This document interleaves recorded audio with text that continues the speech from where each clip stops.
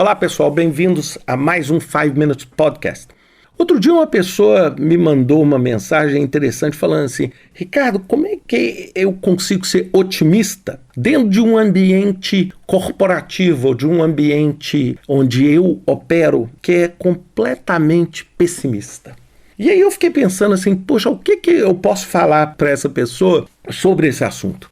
E eu queria começar dizendo o seguinte: é infinitamente mais fácil ser pessimista do que ser otimista.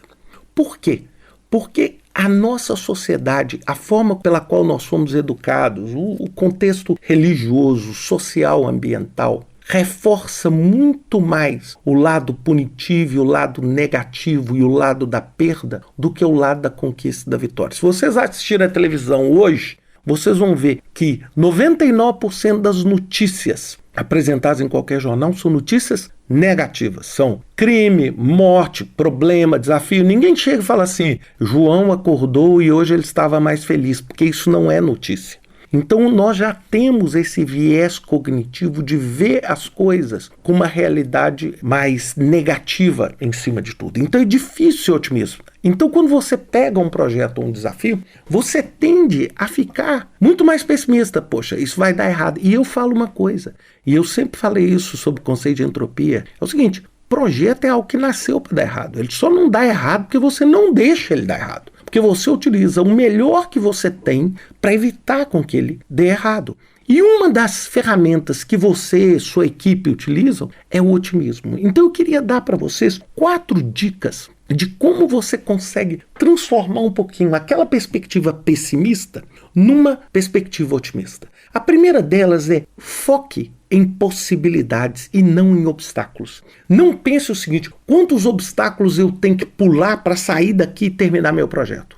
Mas eu tenho que pensar o seguinte: quais são as possibilidades de eu chegar? Ou seja, você faz o que a gente chama de reframe. Você, ao invés de ver obstáculos, você vê possibilidades. Ou seja, você fala assim: poxa, se eu fizer dessa forma aqui, eu aumento esta possibilidade de chegar nesse lugar. A segunda característica é: pare, pelo amor de Deus, de usar palavras negativas. Não dá, problema, desafio.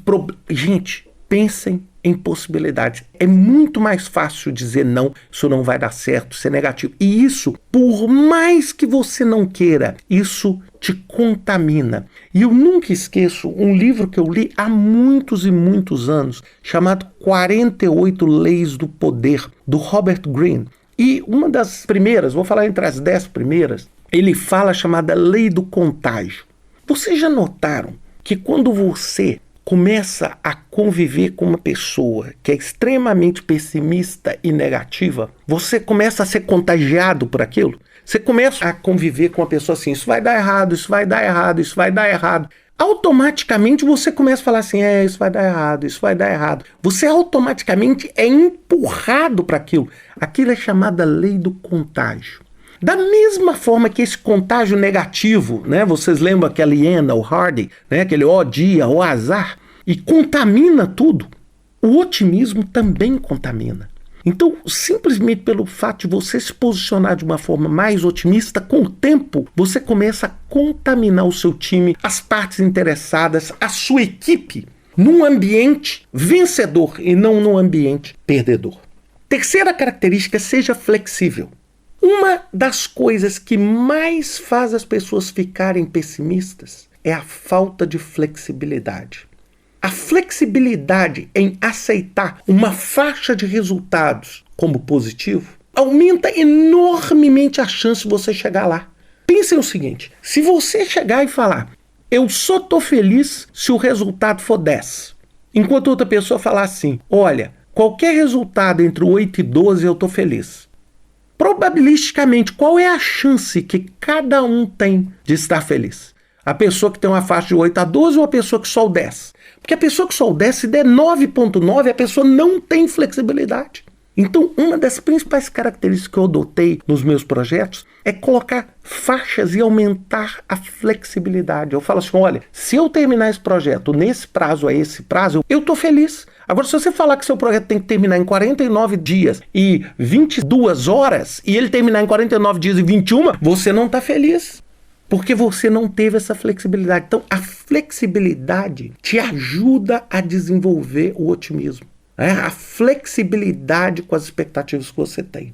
E, finalmente, busque histórias inspiradoras. Deixa eu explicar o que é isso. É o seguinte, no mundo tem milhões de exemplos dentro da sociedade em que você vive, dentro do tipo de trabalho que você faz, que são histórias inspiradoras. São histórias de pessoas que superaram desafios, histórias de pessoas que conseguiram romper esse desafio em todos os segmentos. Busque inspiração nessas histórias. Sabe, pessoas assim que perderam tudo e reconstruíram, pessoas que saíram do nada e conseguiram alguma coisa, pessoas que abandonaram tudo para dedicar um sonho. Essas inspirações são que fazem com que você busque a sua energia vital para ser otimista. Eu, por exemplo, toda vez que eu estou dentro de um ambiente de projetos, ou estou, como por exemplo agora, trancado dentro de casa por causa do coronavírus, eu busco histórias inspiradoras. Eu falo assim, meu Deus do céu, olha que legal o que essa enfermeira está fazendo, ou essa pessoa que decidiu apoiar as pessoas de maior idade. Eu busco histórias que inspiram e geram expectativa e otimismo. Porque é tão mais fácil você começar a empilhar histórias de fracasso e aí você começa a ter aquela síndrome do Hardy, da hiena, ó dia, ó azar. E eu vou dizer, não existe contágio pior dentro do seu ambiente de projeto do que o pessimismo.